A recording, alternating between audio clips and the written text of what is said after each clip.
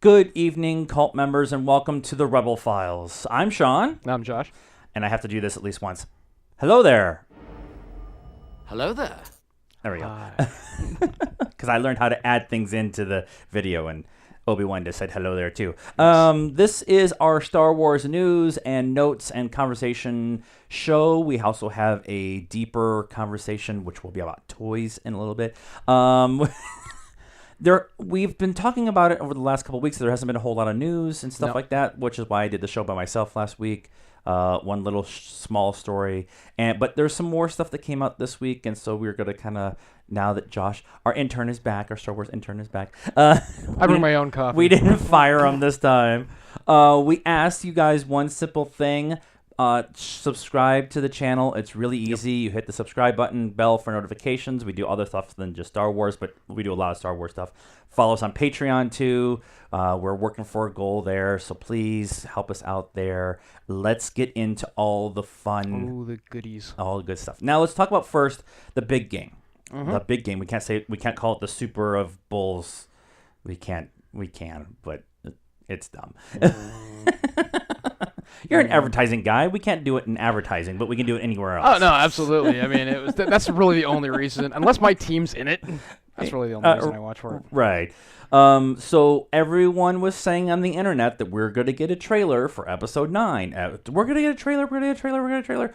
No, we were never going to get a trailer. No, we weren't. It wasn't going to happen. It wasn't going to happen this time. There's no need for it. It's different like last year with Solo, because Solo was coming out in May. Right. That made sense. But since we're having to wait till December 20th, and the reason I know it's December 20th is because I'm trying to book a Caribbean weekend in December, so I'm trying to plan around freaking Star Wars coming out. Yeah, I'm that guy. That's fair. I do the same thing. I would do the same thing. And so we are... we have to wait, and so we probably, like we've been saying, won't get anything trailer-wise until Celebration. No, and they're being hyper secretive with that for good reason.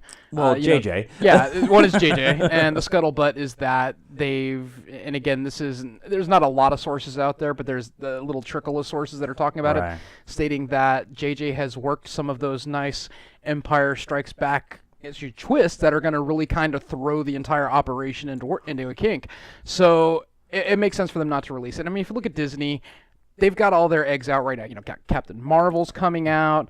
Star Wars is at the end of the year. There's no point for them. You got Endgame. Yeah, there's no point for them to take the hype away. Toy Story. Toy Story's another one. Dumbo. Forgot about Toy Story. Dumbo. Aladdin. All this stuff's coming out. So there's no reason for them to take any of the flair away from those. Right. They've got hit after hit after hit coming.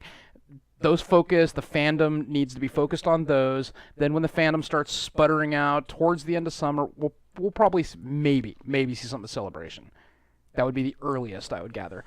But we'll probably see more of a trailer towards the end of the summer or we'll probably see it in front of Endgame. I would not be surprised if we get something in front of Endgame. What I really would expect them to do at Celebration is like a minute 45 kind of thing. Yep. The more preview, of the teaser trailer. The teaser trailer, or maybe some behind the scenes stuff like they did with the one for Rogue One. It would be kind of interesting if they did that. And then you'll get maybe a bigger trailer for Endgame. The problem with that is that Endgame comes out 2 weeks after Celebration. So they might just use what they dropped the Celebration at Endgame and wait until July or August to really start going with stuff. But it's not like they need to, they can do one trailer and let it go. I honestly wanted them to do the campaign for Avengers Endgame as Avengers 4 with no trailer and a poster just saying Avengers and the date. I didn't want the title. I didn't want trailers. I didn't want all this stuff. Now I know that that's not going to happen, but that's what I wanted out of that. So when you have to look at the kind of the history too, there have been we're movie fans, obviously. We watch a ton of movies. You've had that period of time for a while where you didn't have to go to the theater because the trailer gave you all the meat and potatoes. You could literally figure out the entire plot line. And you're just like, I'll wait for the rental. So I like what they've been doing with Endgame. They're giving you enough of that taste to where you go, oh, that theory that I've been reading might actually be true. but not enough to validate. Right. So they're keeping that good. So I like what they're doing, and to the point where they were having a big discussion online not too long ago about how they recut the trailers now, right, to kind of send you down a little bit of a misdirected path. Right. And I love that. Yeah, I do think too. It's phenomenal. And Fahey came out and said everything you're going to see in the promotional stuff comes out is the first 15 to 20 minutes of the movie. Exactly. So there's nothing after that. So that's I'm super excited. Welcome to Marvel Talk here on the Rebel Files. Rebel Files. We did, however, think that we were going to get a title announcement today. Bob Iger, his earnings call was today, and Bob Iger is the #1 source for all Star Wars news and notes. And he has been known in the past during earnings calls to drop something without really getting the okay from Lucasfilm. But he's more worried about the investors than he is about actually like marketing and stuff like Correct. that. So we thought we were going to get something out of that today. We also got this strange tweet from Anthony Daniels yesterday. Now, he had a tweet last week that I talked about on my solo version of Rebel Files about him pretty much saying this is the end of me being C-3PO on set and stuff like that. And people took that they're killing off C-3PO, the internet. But the one he's put out yesterday said, "How strange. I'm receiving images of something amazing coming towards us, traveling over decades through space and time, reaching out to all humans on this planet with its message. What could it be? Should I be afraid? Should you? Stay tuned." Aliens. And so everyone took that as we were getting the title for episode 9 today as part of IgerCon. Right. Which was all bull. I would not be surprised if that's a cryptic message that he's going to be in some other sci-fi show or Cosmos or something like that, or he does, and it wouldn't shock me if he actually is. I mean, Anthony Daniels is one of those guys who's got he's a very versatile actor. Right. He's probably got a few other things in the pipeline now that he might potentially be done with Star Wars. Right. We're not going to say he is because C-3PO likes to pop up in places, just not on the poster. But gotta let that shit go. I'm still bitter over it. But you have guys like Dennis Lawson, Wedge Antilles, and my wife's a huge Horatio Hornblower fan, and as she's been rewatching it over the last couple of days, I realized Dennis Lawson was in Horatio Hornblower, and I didn't realize it at first until I was like, why is Wedge the captain of a frigate? So.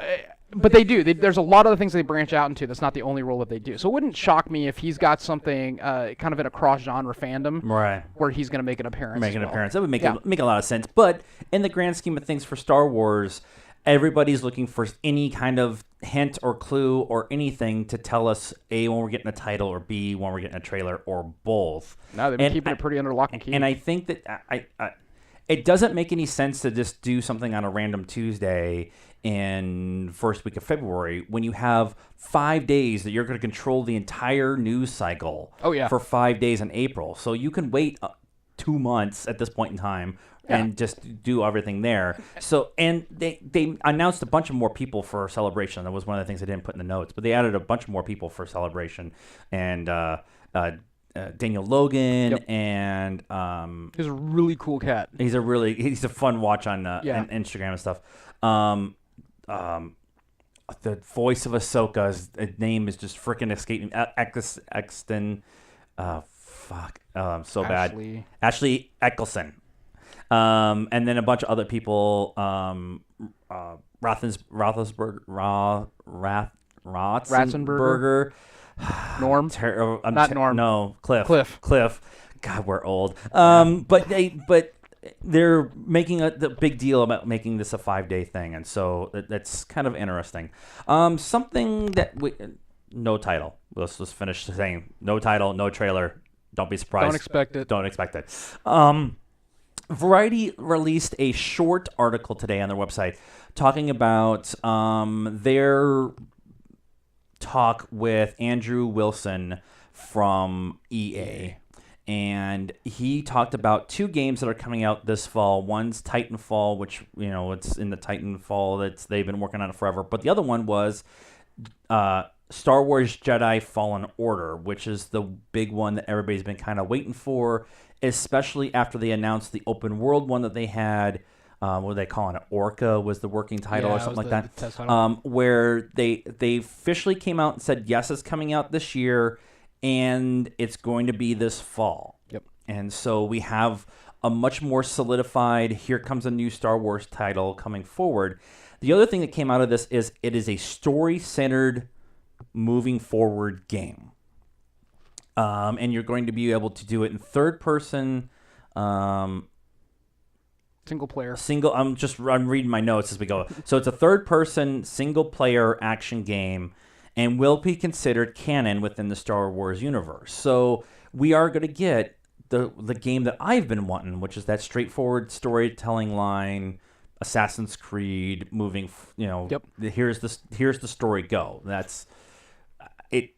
It has been rumored, but now we have something official. So yeah, and I think there's been a large audience segment, myself included, who have really kind of wanted a game that went back to Jedi Outcast and the Jedi Academy games, right. And those type of games that they did where they were very story driven, and we're gonna get it. Yeah, so I'm pretty stoked about that. If I got a choice between the third Titanfall or that, yeah, I'm gonna play Jedi Fallen Order. Yeah, I'm totally into the we've talked about this in the past. I'm not a big gamer, so stuff like Titanfall and like Doom and Fortnite and all that stuff just doesn't grab my attention. So there has to be something. Star Wars grabs my attention. Assassin's Creed usually grabs my attention for the historical stuff, and then I like Gran Turismo and Need for Speed and stuff like that. But knowing that we do have now a solidified time. They've been saying the whole time 2019. Now we're saying fall of 2019. So right before Christmas would make the most sense.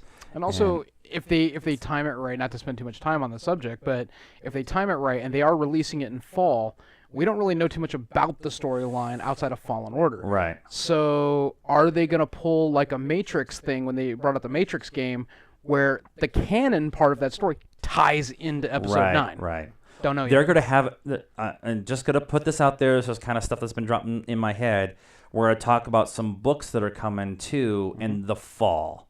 So you have these books, you have the park, you have a video game, you have a TV series, and you have a movie all coming out between October and the end of the year. Yep. So they are going to own everything. Star Wars is going to own everybody's attention for like 3 months. Yeah. So which is back to what we were just talking about. You're going to have, they're showing a lot of patience knowing they're going to own the world for 3 months with everything on the different platforms that they're setting up. Yeah, and I mean, this is, to the point, this is the retirement for the Skywalker saga. You're right. This is the retirement party. And they're going to go all out. You're going to get tons of canon content that's going to lay foundation for future canon content while tying into Episode 9 and everything else in the multiverse. Yeah. And I'm excited for it. Yeah. It's going to be a busy season. I'm awesome. I am awesome. I'm also awesomely excited. Okay, so let's talk about this set of books and comics that are coming out. Now, there was another book that was announced that I haven't been able to get any details on, but it's about the Skywalker Star Wars saga, telling it from a different point of view and that kind of thing. But the stuff that's been really big is Galaxies Edge, the park, is canon and is supposed to open the fall of this year, 2019. And then they announced, what was this, yesterday? Yep. They announced they're coming out with a set of books, a comic, and some fables to add to the right now it's unknown location within Star Wars. Correct, yeah. What we do know is the planet of Bantu is in the Thrawn book, and the space station itself, I'm trying to remember what the space station itself is called. Black Spire Outpost is in Thrawn, and that was kind of the first setup. And now they're going to build off and give us more information within canon to set it up for the park in a series of comics and books, and this Fables, which is just I love this idea. Oh yeah. So we talked about this with Alphabet Squadron, that we're going to get a book that ties directly into the comic and the comic into the book. We talked about that a couple weeks ago. So now they're doing this again. So first we're getting Marvel's Star Wars Galaxies Edge miniseries, and it is described as such. Black Spire Outpost has long been frequented by smugglers, merchants, and travelers from every corner of the galaxy looking to make their score on an infamous black market, or experience the exotic thrills the remote planet of Bantu alone has to offer. Aliens like the infamous Doc Ondar, a prospector of rare and one-of-a-kind antiquities, thrive on a unique opportunities which abound on the lawless outpost, which abound on that's poorly written, on lawless outpost on the very edge of wild space. So we're getting a Star Wars version of the Collector. I had to go there. I'm sorry. That's exactly what I was thinking. That's there it is. He is. Hi Disney. We're borrowing ideas from your other sources.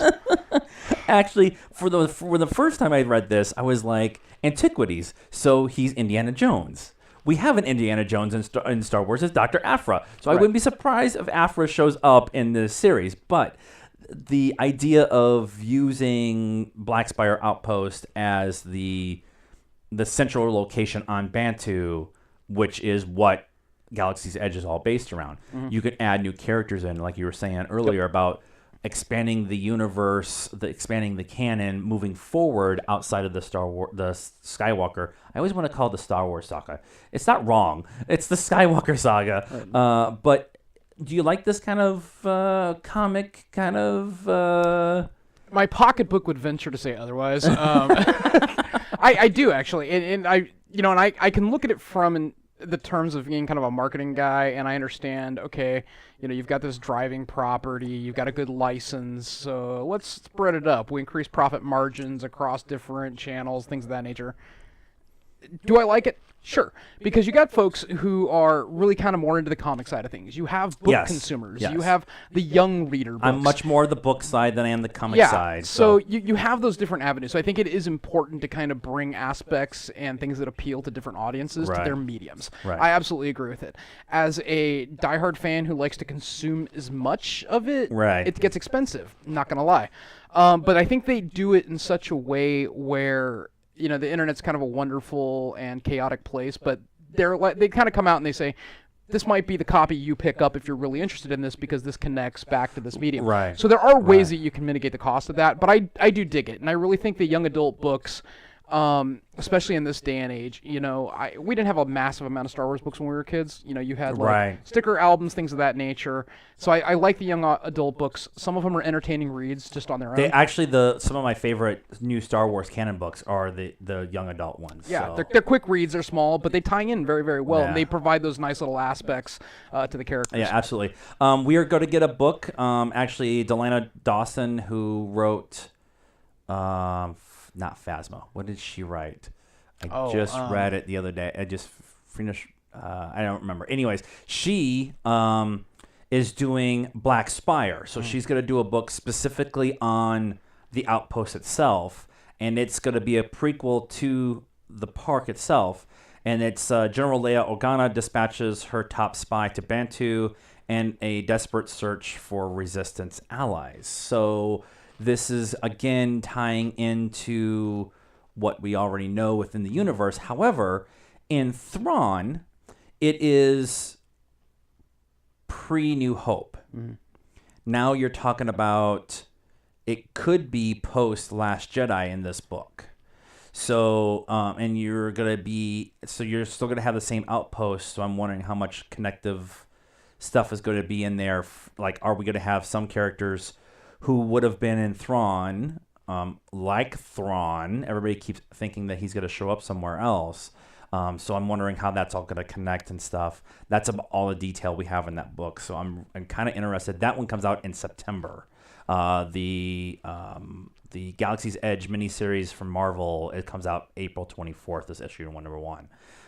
But that one I find really interesting since it is kind of Last Jedi, and they haven't really kind of touched on any of that stuff in the books yet. I think we'll probably see, depending on the timeline, just to speculate responsibly. We still don't know what happened to Ezra and Thrawn, to a degree. Right. We still don't know really what's out there. We know this is all Outer Rim. It's very, very untalked about territory in the Star Wars universe. I think through the course of those series, we'll probably see references to Thrawn, perhaps Ezra, in terms of things like the antiquities and the legends. So we may see stuff. We may see more Jedi Temple type tie-ins or Sith tie-ins. I don't know. I mean, there's a whole world out there that they can tap from. Chiss in this book might be a big thing because the Chiss Ascendancy, Thrawn's home people kind of thing. That kind of story. Like every once in a while, like there's this group of blue guys who show up every once in a while with beautiful hair, and so that one's like, I'm interested because I really like Elena Dawson, and I cannot. She wrote Phasma. She wrote the Phasma book. It was Phasma. Yes, okay. It was Phasma. And so because they just popped in my head the photo that she has. She has a bookshelf with a bunch of different Star Wars books on it, and she has a Phasma helmet, and then she has. There's another character in the Phasma book, and it's a girl, and she's all red version of Phasma. Oh. And when Delana Dawson was here for Phoenix Comic Con last year, somebody cosplayed as that character from the book, and went to the table, and she freaked out, and she got the helmet, so they gave her the helmet and that's stuff. Awesome. So I just thought of it. We're getting this book called A Crash of the Fate. It's coming from the Lucasfilms press group. It's being written by Zordana Cordoza. Sure. Zorita Cordova. Sure. Whatever. It's a young adult book. Izzy and Jules are best friends until Izzy's family abruptly left Bantu when she was 6. Now she's back, and Jules, the boy who never left, is unsure of what to make of her while on the run from vengeful smugglers and angry pirate.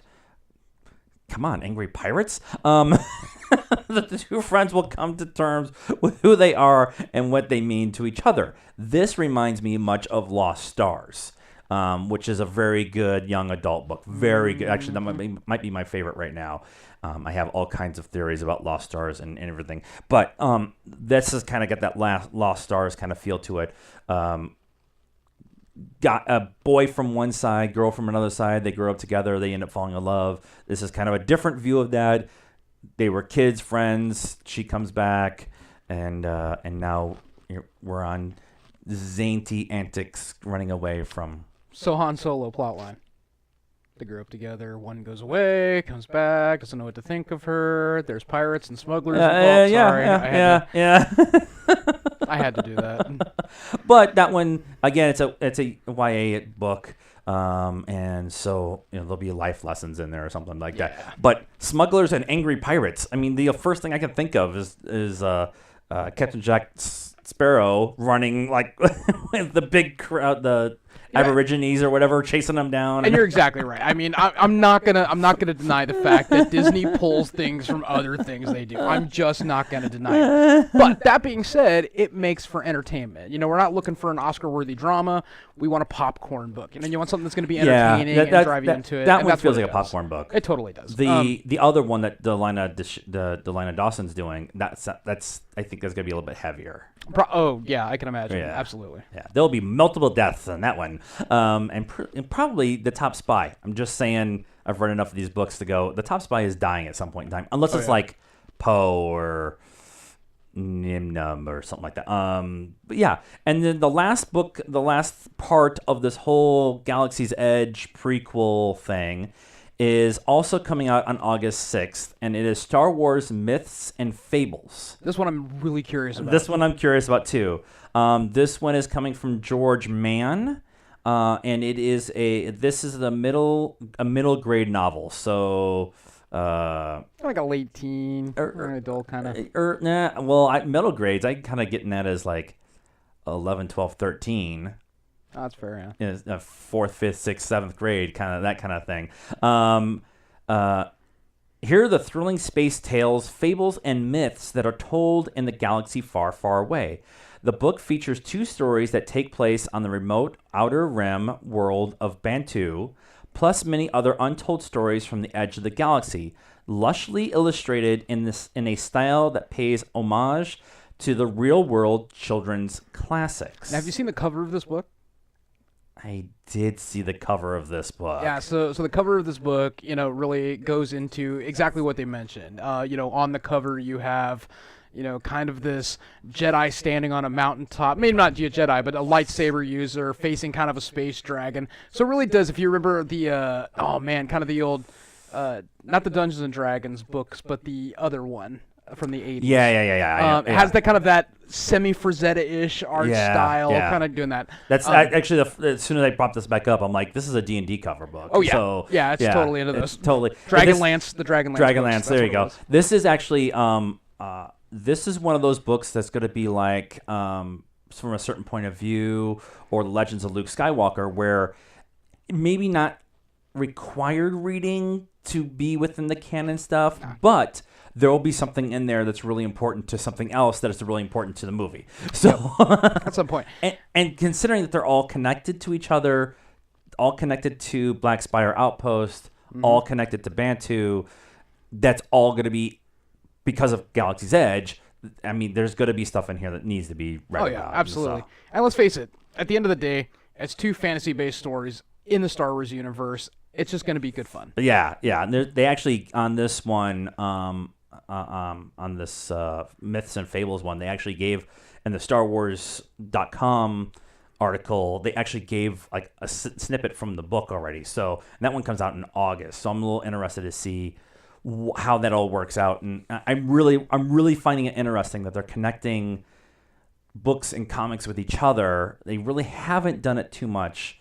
They have Lords of the Sith, which deals with Vader, but then they have the Vader comic that deals with Vader and Palpatine, Sidious, and the comic is that way, but they're not really connected to each other. It's this stories about the same characters in different points in time. The Star Wars comic itself is telling different stories outside of the saga itself. So I can't really think of anything off the top of my head that's been directly connected book and comic wise. And it all connects to the fucking park. So correct.